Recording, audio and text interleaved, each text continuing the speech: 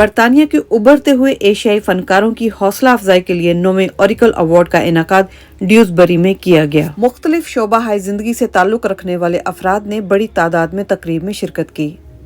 Award حاصل کرنے والی شخصیات نے اوریکل ایوارڈز کے منتظمین کا شکریہ ادا کرتے ہوئے کہا کہ ایسی تقاریب جہاں حوصلہ بڑھاتی ہیں وہیں ہم آہنگی اور رواداری کے فروغ کا باعث بھی بنتی ہیں۔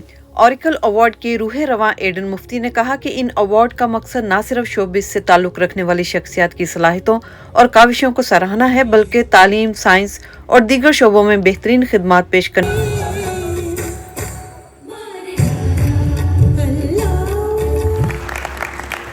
عبدالحفیظ، ایڈن مفتی، ارسلان بیگ، معاذ اور شہزادہ نے محفل کی رونق کو دوبالا کر دیا۔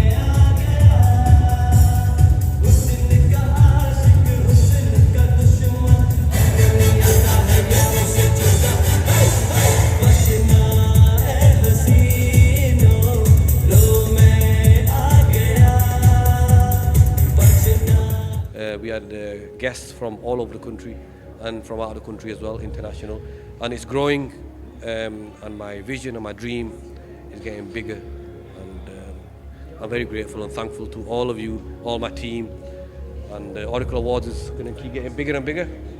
हो रब वर्गा आसरा, हो रब वर्गा आसरा तेरा, तू अखा मूरे रह वसदा वसदा, तू अखा मूरे रह वसदा सोनिया, तू अखा मूरे रह वसदा।